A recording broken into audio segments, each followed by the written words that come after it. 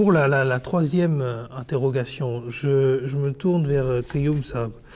Alors, comme on place constamment Mirza Ahmed comme étant un non-musulman, ou comme on a toujours tendance à le placer comme étant un outsider du monde musulman, ou quelqu'un qui est mis sur la touche, on a aussi constamment, une fois qu'on l'a mis sur la touche, on va l'opposer constamment au groupe des musulmans.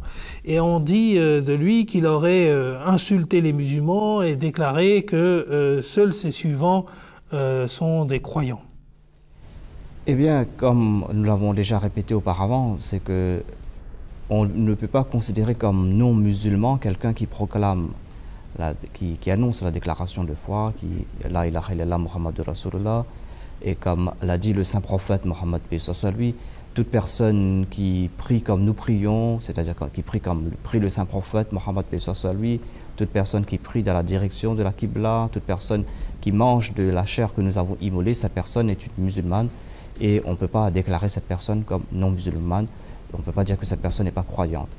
Et le saint prophète Mohammed sallallahu alayhi wa sallam, il a aussi déclaré que celui qui déclare un autre incroyant, eh bien, cette accusation va se retourner contre elle. Donc, le saint prophète Mohammed a déjà défini qui est un musulman. Le Saint-Coran définit qui est un musulman.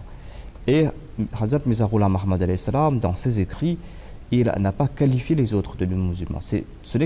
Il n'a fait que répéter ce qu'a dit le saint prophète Mohammed le verdict. C'est-à-dire que si vous nous qualifiez de non-musulmans, eh bien, cette accusation va se porter contre vous.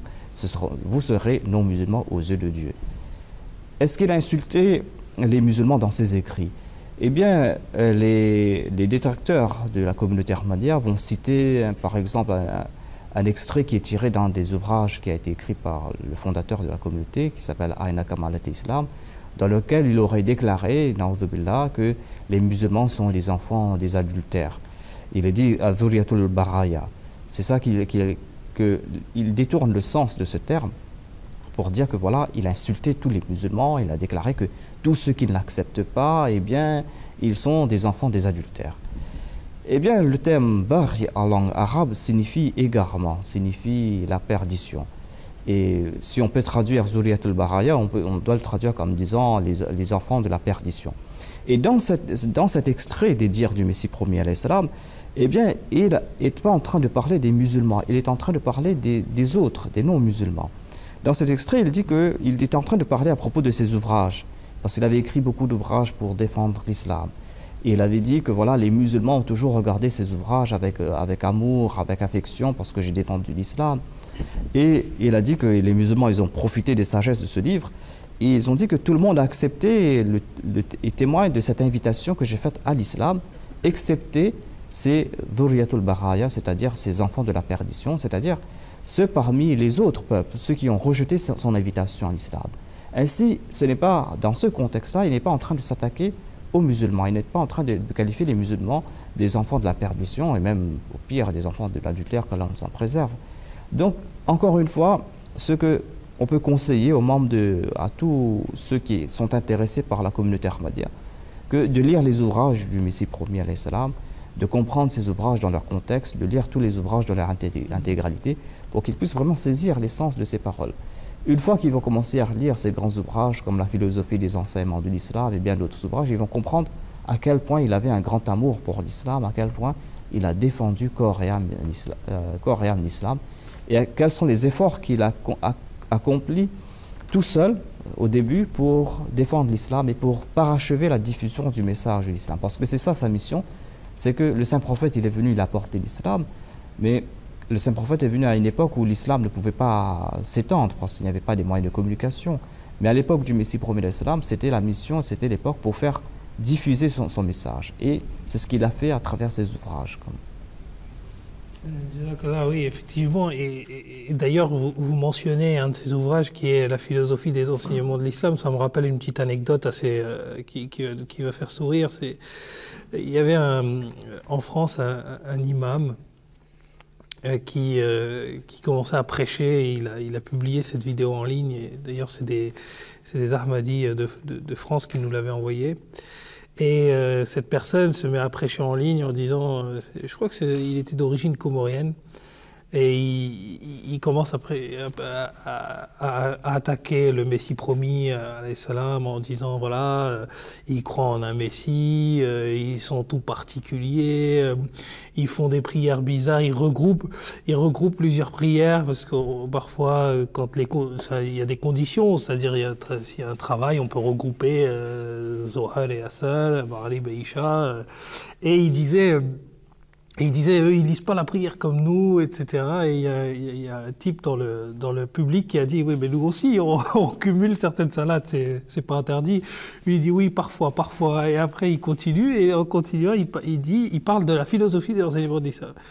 Il fait il a écrit vraiment des livres, ce monsieur, hein, ce fondateur, il a écrit, par exemple, avec des titres, la philosophie des enseignements de l'islam. C'est un beau titre, c'est la belle vitrine, quoi. Alors, effectivement, je pense qu'il y a il n'y a pas que la philosophie des enseignements de l'islam qui a un livre particulièrement enrichissant. Il y a beaucoup d'autres livres. Il y en a pas mal qui sont pas encore traduits en français, mais c'est en cours. Et parmi un de ces livres qui est pas beaucoup mentionné, mais qui reste quand même un des livres de référence que le Messie promis alayhi salam a écrit, c'est l'Arche de Noé, que je me permets de présenter aux téléspectateurs, voilà. Et ça, c'est la toute nouvelle édition. Et donc, dans ce livre, le Messie promis alayhi salam établit un peu les conditions pour que les conditions de l'acceptation de son message, en quelque sorte, en disant de venir rejoindre cette arche qu'il a établie, cette arche de Noé. Et c'est en fait l'ensemble des conditions qui sont pour les membres de la communauté que les membres de la communauté musulmane ahmadiyya doivent remplir pour pouvoir être éligibles à monter sur cette arche. Et c'est vrai que c'est des conditions qui sont très dures, c'est des conditions qui sont, pour l'essentiel, hein, c'est des conditions que tout musulman doit remplir. Donc on voit que vraiment, il n'y a aucune différence entre les musulmans ahmadis. Ça aussi, c'est encore une fois une preuve que les ahmadis sont des musulmans, ni plus ni moins. Il suffit de lire l'Arche de Noé, par exemple, pour le comprendre. Donc voilà, oui, à lire les ouvrages du Messie promis. Et d'ailleurs, je rappelle aux téléspectateurs que vous pouvez retrouver ces livres en format PDF si vous n'avez pas la faculté de les acheter ou si vous savez pas où les récupérer, vous pouvez toujours aller sur www.islam-ahmadiyya.org et vous avez une section qui s'appelle bibliothèque ou bibliographie, livres. En tout cas, c'est assez visible. Et lorsque vous cliquez dessus, vous avez un ensemble d'ouvrages dont l'Arche de Noé.